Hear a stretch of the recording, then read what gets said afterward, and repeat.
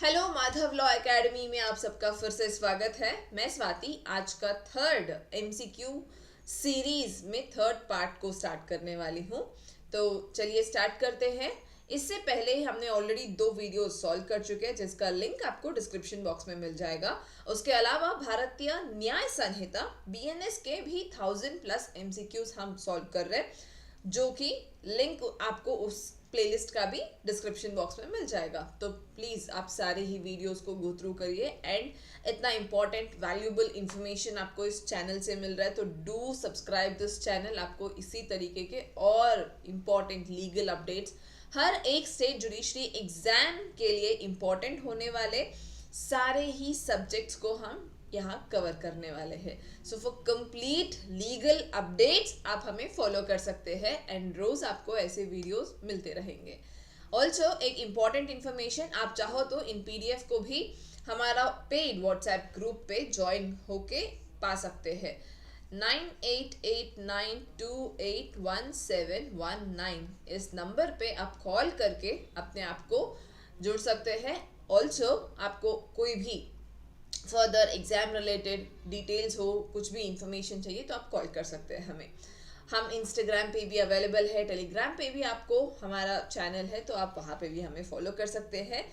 And classes अगर आप attend करना चाहते हैं जुडिशरी एग्जाम के लिए तो क्लासेस के लिए एडमिशन्स भी ओपन है, तो you can enroll yourself in our civil जज एग्जामिनेशन कोचिंग बैचेस। तो इसके लिए भी आप हमें 9889281719 इस नंबर पे कॉल करके कनेक्ट कर सकते हैं। तो चलिए वीडियो स्टार्ट करते हैं। Question number 51, an evidence sought through unfair means is. Evidence हमें कैसे मिला, अनफेयर मीन्स या फेयर मीन्स ये मैटर नहीं करता, for us it depends relevancy है या नहीं। सो अनफेयर मीन्स से मिला तो नॉट एडमिसिबल नहीं, admissible if relevant yes true, admissible only at the description of court नहीं। कोई भी एविडेंस हो सकता है जो अगर हमें एडमिसिबल है then it is relevant. Question number 52, which of the following is relevant and may be received in evidence. क्या रिलेवेंट है? टेप रिकॉर्डिंग्स यस रिलेवेंट है, डॉग ट्रैकिंग रिलेवेंट है, नार्को एनालिसिस टेस्ट रिलेवेंट है। All of the above answer. Narco analysis test के लिए हमारा leading एक landmark judgement है Selvi versus state of Karnataka. So और आपको अगर केस लॉस के बारे में वीडियोस चाहिए तो ज़रूर हमें कमेंट सेक्शन में लिख के बताइए। इसके बारे में एक स्पेसिफिक लैंडमार्क जजमेंट्स को आपको एक्सप्लेन करते हुए या लैंडमार्क जजमेंट्स के एमसीक्यू सीरीज भी हम सॉल्व कर सकते हैं। तो do comment and let us know अगर आप इंटरेस्टेड है और हमारे इन एमसीक्यू वीडियोस और सब्जेक्ट्स के बारे में जानने के लिए। 53, which section of BSA defines fact. Fact याद रखना बहुत इजी है, 21F में फैक्ट डिफाइंड है। फैक्ट के बाद ही इमीडिएट फैक्ट इन इश्यू आ जाता है 21G में। 21E एविडेंस को डिफाइन करता है। कुछ सेक्शंस आप इजीली याद रख सकते हैं, तो F फॉर फैक्ट, 21F में फैक्ट डिफाइंड है। एंड फैक्ट क्या होता है? Fact is anything which is perceivable through senses of a person. Sense organs 5 sense organs है, तो इस माध्यम से anything which a person is seeing, which he hears or which he smells, taste, feel, ये सारी चीजें। एंड फैक्ट में एक और चीज है, psychological fact and physical fact, 2 चीजों को डिफाइन किया है। So fact includes physical facts, मतलब आप जो टच एंड फील कर सकते हैं, and also psychological facts, mental facts या anything upon which an opinion can be framed. अगर आप कुछ देख के, कोई 2 लोग लड़ रहे हैं जिनको देख के आपको लगता है ये बहुत राइवलरी होगा, दुश्मनी होगा, हो सकता है it might be a friendly fight, लेकिन अगर आप में ऐसा ओपिनियन फॉर्म हुआ है then even that is a fact. So everything and anything जो आप देख रहे, सुन रहे, फील कर रहे, everything is fact. Question number 54, बेहतर होगा अगर आप बेर एक्ट को भी साथ लेकर बैठे, because what ever I am saying वो आपके बेर एक्ट में लिखा हुआ है एंड जो कि बहुत इंपॉर्टेंट है। सो फर्स्ट सोर्स जो आप रिलाई कर सकते हैं वो आपका बेर एक्ट ही होगा, तो please follow your bare act as well. 54, in the law of evidence fact means and includes anything perceived by senses. True, अभी जस्ट हमने डिस्कस किया। State of things capable of being perceived by senses, yes. mental condition of a person of which a person is conscious. All of the above. All of the above, correct answer. Next, facts can be physical facts, psychological facts. Physical as well as psychological facts. Only physical नहीं, C option होगा. यहाँ पे तो दो separately लिखा है, तो option would be C, physical as well as psychological facts is correct answer. Under the Evidence Act, fact means facta probandum, facta probans. See, a facta probandum, facta probans दो अलग तरीके के facts है, but for us right now fact में दोनों ही included है. Facta probandum क्या होता है? Those fact which need to be proved. Jin facta probandum refers to fact to be proved. जैसे fact in issue है जिसको prove करना है. ये एक्सीडेंट कैसे हुआ, ये किडनैप कैसे हुआ, कब हुआ, कहाँ हुआ. This are all fact to be proved, facta probandum. And facta probans होता है जो उसे प्रूव करने के लिए दिया जाने वाला फैक्ट, फैक्टा प्रोबेंस. इन द सेंस कब हुआ, कैसे हुआ, इसका जवाब अथवा एविडेंस देने वाली जो फैक्ट होती है उसको हम फैक्टा प्रोबेंस कहते हैं. इफ यू ऑल्सो रिमेंबर, हम लोग प्लीडिंग्स अगर जब कॉलेज में पढ़ते हैं तो आपको पता होगा प्लीडिंग्स में हम सिर्फ फैक्टा प्रोबेंडम को लिखते हैं, not facta probans. Factum probans is given when the examination is going on, जब कोर्ट अपना केस ट्रायल चलता है. प्लीडिंग्स में we write only facta probandum, state only material fact, write only material facta probandum must be stated. ये हम principles of pleading में पढ़ते हैं. तो that is facta probandum. Factum probans is evidence giving fact, जो relevant fact आपको evidence दे रहा है. So you can consider like this. एक अगर कुछ incident हुआ है या मान लेते हैं इसको issue हुआ है, issue, उसके surrounding जो facts होती है इसको हम fact in issue कह सकते हैं, right? And अब ये फैक्ट इन इश्यू हमें एक तरीके से फैक्टा प्रोबेंडम हो जाता है कि क्या, कब, कैसे, एक्सेट्रा, क्वेश्चनरी रिलेटेड. इसको प्रूव करने के लिए जो हम फैक्ट्स प्रेजेंट कर सकते हैं उसे हम कह सकते हैं relevant fact, because relevant fact हम देते हैं जो एडमिसिबल होता है to prove fact in issue. So now this fact in issue को प्रूव कर, फैक्ट इन इश्यू को अगर हम फैक्टा प्रोबेंडम मान रहे then factum probans is relevant fact. And अब ये सारी चीजों को हम एक बड़े से बॉक्स को करके, ये बॉक्स है फैक्ट. बिकॉज सी एवरीथिंग जो आप देख रहे, सुन रहे, सब कुछ फैक्ट है. आपके सामने मैं क्लास ले रही हूँ, ये फैक्ट है. जो आप मुझे सुन पा रहे, दिस इज ऑल्सो फैक्ट. आप अपना मोबाइल या लैपटॉप में जो क्लास अटेंड कर रहे, that is fact. Everything is fact. तो सब कुछ फैक्ट है. अगर आप इसे वेन डायग्राम से समझ रहे तो सब एवरीथिंग इज फैक्ट. जिसमें इश्यू के रिलेटेड है फैक्ट इन इश्यू, उसको रिलेट करने वाले, उसको प्रॉब्लम सॉल्व करने के लिए जो दी जा सकते हैं वो है रिलेवेंट फैक्ट. एंड सारा ही फैक्ट हम नहीं प्रेजेंट करते. Only the relevant fact can be made admissible in the court to prove the fact in issue. I hope you understand. So ये relevant fact, anything which relates to the case, only that becomes relevant fact. ऐसे आप diagrams के through ज़्यादा अच्छे से समझ भी पाएंगे, टॉपिक को बेहतर तरीके से याद भी रखने को आसान होगा. तो do make some flow charts और डायग्राम्स बना के आप अपने आप को ईजीली मेमोरी बना सकते हैं अपना. Which one of the following is a fact? Hari said, saw, Ram told a lie, all of this. Yes, all of this. सब कुछ ही फैक्ट इज. झूठ बोलना, सच बोलना, this is also fact. Because ये कितना रिलेवेंट है, क्या हमें चाहिए, दैट इज डिफरेंट, बट ये फैक्ट है. हाँ, ये फैक्ट है. Which of the following is a fact? Again that there are certain objects arranged in a certain order in a certain place, correct. That a man heard or saw something, correct. ये सब आपका जो fact define करती है उसी के illustrations में दिया हुआ है. That a man said certain words, all of the above. Answer is all of the above.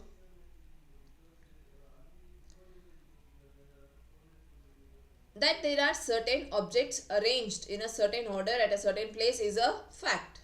Discussed above. Classifies arrangement as facts. Whether a weapon is a deadly weapon is a question of fact. Again, ये law का question तो नहीं है, we can see questions issues दो तरीके से, एक issue of law, एक इश्यू ऑफ फैक्ट, जिसमें हमारे लिए ये इश्यू ऑफ फैक्ट मानने होगा. Next, which of the following is not a fact? क्या फैक्ट नहीं है? Mental condition is a fact, yes, हम स्टार्टिंग में डिस्कस कर चुके हैं. Relation of things, yes, fact है. State of things, yes, fact है. ये चीज ऐसा रखा है, ये बॉटल टेबल के ऊपर रखा है, ये फैक्ट है. ये सारी चीजें फैक्ट है. Nothing, none of the above, answer none of the above होगा, because everything else is fact. Which of the following is a fact? क्या फैक्ट है? Person has certain intention, correct. Person acts in good faith or fraudulently, okay. Person uses a particular word in a particular sense, all of the above. Answer all of the above, everything is fact. Intention, action, usage of words, सब कुछ fact है. A reputation of a person is fact. एक व्यक्ति, so and so, X person has X reputation, it is a fact. A witness described in detail the articles decorated in the room while giving a statement before the court. This is fact. Anything, state of thing or relation of thing capable of being perceived by the senses is fact. So as ये सारे हमारा definition clauses में दिया हुआ है. So go through the definitions, आपको easily सब समझ में आ जाएगा. Which section of BSA defines fact in issue? Fact in issue, as I said, 2 clause F जब fact है तो G fact in issue है. Answer would be G. 2 subsection 1 clause G defines fact in issue. Directly, fact in issue क्या होता है? Facts that are directly in question during judicial proceeding. So एक issue है तो उसके surrounding is fact in issue. Oh baby school, for example X baby got kidnapped. So X baby कहाँ से kidnap हुआ? स्कूल से किडनैप हुआ, और एनीवेयर कहाँ से किडनैप हुआ. These are questions which are close related to issue becomes fact in issue, जो कि हमें questions which are in judicial proceeding, right. कब हुआ, कैसे हुआ. Fact in issue means, fact in issue क्या होता है? Facts, existence or non-existence of which is admitted by parties. Yes. Facts, existence or non-existence of which is disputed by parties. Issue means those which are disputed by parties. कोई भी जैसे हम civil judgement, अगर आपने देखा हो civil judgment writing, तो issues frame करते हैं एंड इश्यूज को हम सॉल्व करते हैं. तो there anything which is in dispute or conflict between the parties becomes issue. Similarly, हमें criminal इसमें भी क्या हम issues frame करते हैं? Anything which is in dispute. For example, ये पेन मेरा है, ये मैं कह रही हूँ. The other party says नहीं, वो उनका है, ये मेरा नहीं होने के लिए उनके पास proof है, or anything. So anything which is in dispute becomes fact in issue. Answer is B. Facts, existence or non-existence which is disputed by parties becomes fact in issue. Correct. Not dispute, जब कोई dispute ही नहीं है तो issue बनेगा ही नहीं. And कोई चीज को अगर आप admit कर रहे हैं तो भी वो issue नहीं है. Which one of the following statement is not a fact in issue under the BSA? क्या fact in issue नहीं है? Existence of any right which is asserted or denied by parties. Conflict कब है? एक party ascertain कर रही है and दूसरा पार्टी deny कर रहा है. मैं कह रही हूँ ये पेन मेरा है, the other party says नहीं, ये उनका नहीं है. Ascertain and denial, yes, this is fact in issue. Existence of any disability asserted or denied by the parties, true again. Existence of right admitted by parties, नहीं. When there is admission, ये नहीं होता. अगर मैं कह रही हूँ ये पेन मेरा है, अदर पार्टी से हाँ ये उन्हीं का है, तो ये कहाँ से इशू हुआ? Answer, select the answer given below. 1 2 3 3 answer होगा. Okay, option C. So there should be admission and denial, ascertainment and denial for it to be an issue. A is tried for murder of B by beating him with a club with the intention of causing him death. At A's trial, which of the following is not an issue? A ने B को murder करने की कोशिश करी with intention, पूरा intention था उसका death cause करने का. अब A के ट्रायल में क्या फैक्ट इन इश्यू नहीं है? A is beating with club, correct. A ने B को मारा, ये फैक्ट इन इश्यू है. A is conversation with C, C का हमें यहाँ पे कोई रोल नहीं है, तो answer should be B. A is causing B's death with club, क्या A ने B का डेथ कॉज किया? Yes, this should be fact in issue.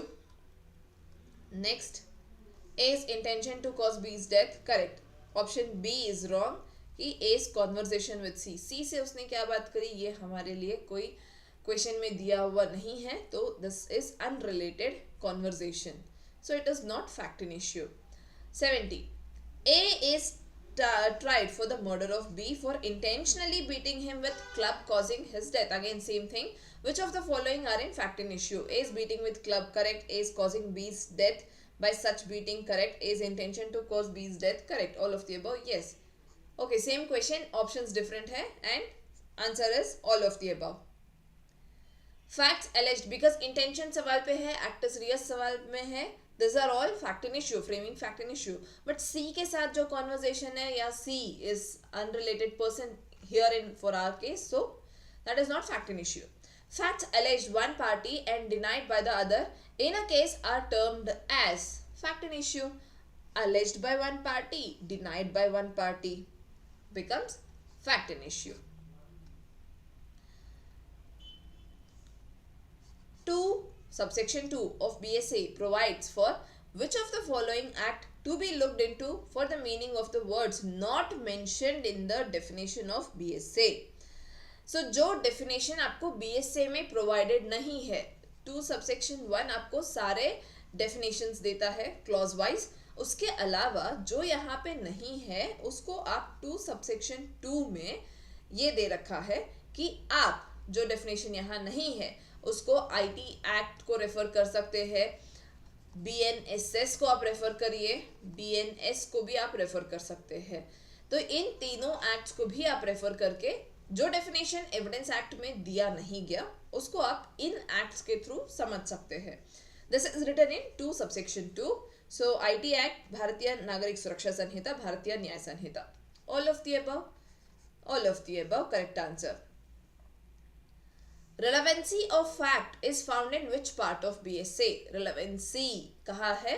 Part 2 में है. Part 2, before it was Part 2 Section 5 to 55. Now also it is Part 2 of BSA provides for admissibility, relevancy of facts.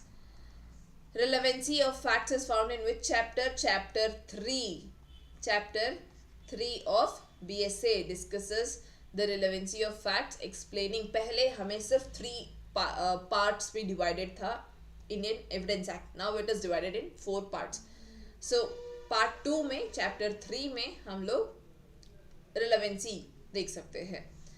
Which section of BSA defines relevant? Relevant is defined in 2(1) clause K. Relevant मतलब facts are those connected to the fact in issue in a way that assists in proving or disproving them. So अगर आपको याद है जो मैंने Venn diagram starting में बना के आपको समझाया था, वहाँ पे fact in issue को prove या disprove करने के लिए हम relevant facts देते हैं. That was the next circle. So उस चीज को हम relevant कहते हैं. That is defined in 2(1) clause K. And ये पूरा relevancy क्या क्या आप रेलेवेंट कर सकते हैं, कौन से फैक्ट्स आप प्रेजेंट कर सकते हैं, this is given in chapter 3. And वो स्पेसिफिकली ये चैप्टर बहुत इंपॉर्टेंट है. We will go through entire these solving these questions regarding relevancy of facts also in our upcoming videos. आगे आने वाले वीडियोस में आप वो भी सेक्शंस देखेंगे. सो फॉर नाउ ये इस वीडियो के लिए लास्ट क्वेश्चन होगा. एंड यहाँ तक कि आपको अगर वीडियो आपने देखा है, आपको समझ में आया है, थोड़ी सी भी वैल्यू ऐड हुआ है आपके लाइफ में, तो please do like the video, share करिए अपने फ्रेंड्स के साथ, हर एक लॉ स्टूडेंट के साथ आप शेयर करिए इस वीडियोस को, because it is important for everyone. Also subscribe कर लीजिए चैनल को। अगर आपने यहाँ तक देखा, आपको बहुत अच्छा लगा, तो ऐसे और वीडियोस आपको आएंगे, डेली पोस्ट होते रहेंगे, जो आप मिस आउट ना करें, तो उसे सब्सक्राइब कर लीजिए। And thank you very much.